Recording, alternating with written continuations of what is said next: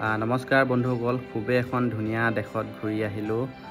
ভিডিঅ'টো অলপ দিনৰ আগতে দিব লাগিছিলে, কিন্তু কিছুমান বিশেষ কাৰণত দিব নোৱাৰিলোঁ। আৰু আপোনালোকক ভিডিঅ'টো দিয়াৰ উদ্দেশ্য এইটোৱে যে মই যিখিনি ধুনীয়া ধুনীয়া ঠাই ঘূৰি আহিলোঁ, যাতে আপোনালোকে যিসকলে যোৱা নাই তেওঁলোকে যাতে ঘূৰি আহিবলৈ অলপমান সহায় হওক, তাকে কৰিলোঁ। বাকী ডিটেইলছ যদি আপোনালোকে সেই ঠাইখিনিলৈ যাব বিচাৰে তেন্তে মই কণ্টেক্ট ডিটেইলছ ডিছক্ৰিপশ্যনত দিয়া থাকিব, মোক যোগাযোগ কৰিব পাৰিব। যদি আপোনালোকক দৰকাৰ হয় যোগাযোগ কৰিব পাৰিব। আৰু ভিডিঅ'টো চাওঁ আহকচোন।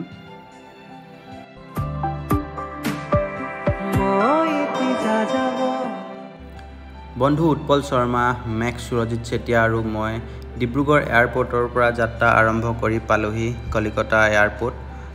কলিকতা এয়াৰপৰ্ট পাই লগালগ আমি মানি এক্সচেঞ্জ কৰি ল'লোঁ। আৰু আপোনালোককো কওঁ যে কলিকতা এয়াৰপৰ্টত বা যিকোনো ধৰণৰ এয়াৰপৰ্টত আপোনালোকে মানি এক্সচেঞ্জ নকৰিব, ইয়াৰ পইচা ভেলুটো বহুতেই কম পোৱা যায়। ৰাতিটো কলিকতা এয়াৰপৰ্টতে থাকিলোঁ আৰু পিছদিনাখন ৰাতিপুৱা 6 বজাতে আমাৰ যাত্ৰা আৰম্ভ হ'ল এছিয়া মহাদেশৰ এখন খুবেই ফেমাছ দেশ থাইলেণ্ডলৈ।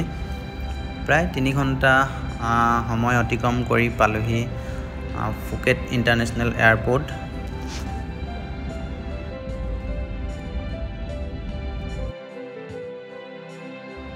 আপোনালোক কোনোবা যদি থাইলেণ্ড আহে তেন্তে আগতীয়াকৈ কলিকতা এয়াৰপৰ্টতে মোবাইলত চিম কাৰ্ড উলিয়াই ল'ব।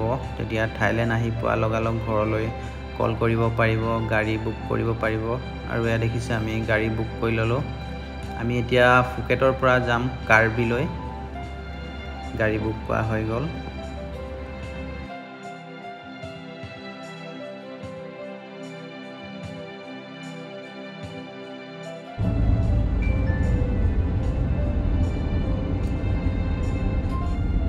আমি এতিয়া গৈ আছোঁ ফুকেটৰ পৰা কাৰ্বি কোকো হোষ্টেললৈ। আৰু ইয়াত দুইটাই ভাগৰ মাৰিছে।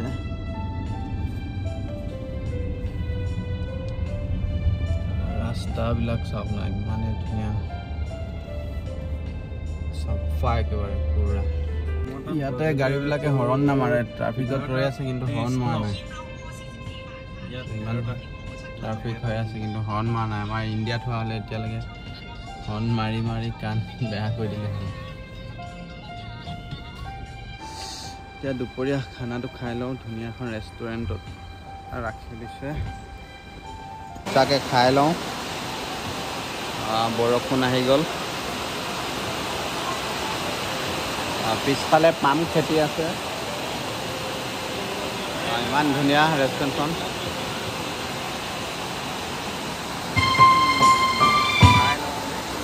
আৰু আমি আহি পালোহি থাইলেণ্ডৰ অন্যতম এখন ঠাই ক্ৰাবি।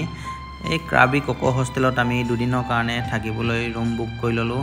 আৰু ৰুমত ধুনীয়াকৈ ফ্ৰেছ আপ হৈ গধূলি ইয়াৰ নাইট লাইফটো এনজয় কৰিবলৈ ওলাই আহিলোঁ।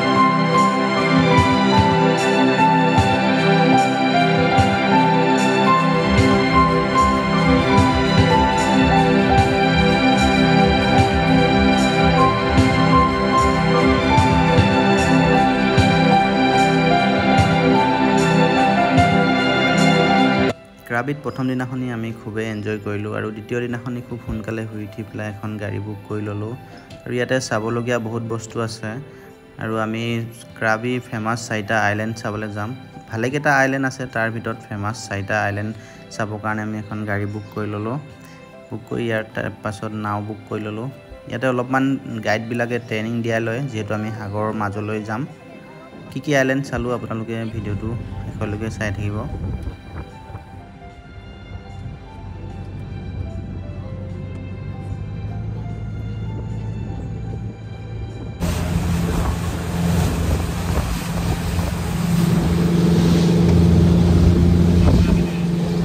প্ৰথমতে আমি আহি চালোহি টিউব আইলেণ্ড এই আইলেণ্ডটো চাওকচোন ইমানেই ধুনীয়া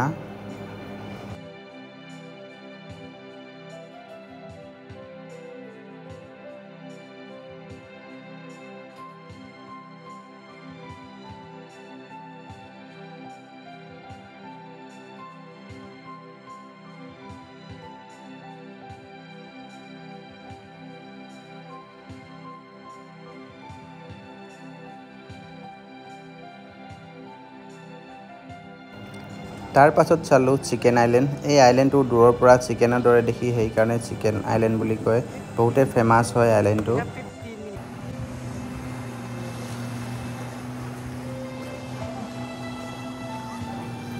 এইটো হৈছে কোহপদা আইলেণ্ড ইয়াতে ভালেকেইখন বলিউডৰ মুভি শ্বুটিং হৈছিল আৰু আমি দুপৰীয়া লাঞ্চটো ইয়াতে কৰি ল'লোঁ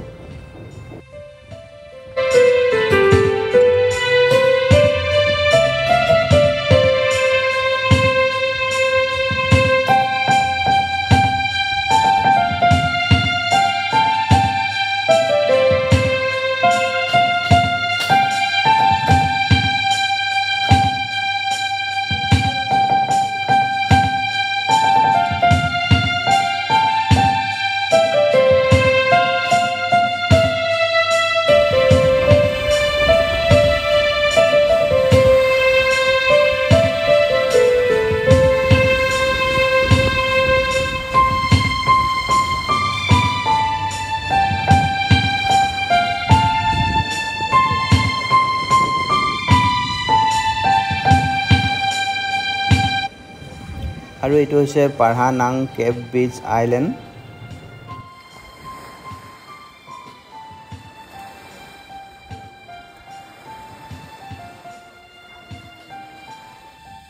এনেদৰে আইলেণ্ডবিলাক ঘূৰি থাকোঁতে এটা কলা ৰঙৰ গুই দেখা পালোঁ খাদ্যৰ সন্ধানত এনেদৰে ৰৈ আছে চাওকচোন ইমান ধুনীয়াকৈ ৰৈ আছে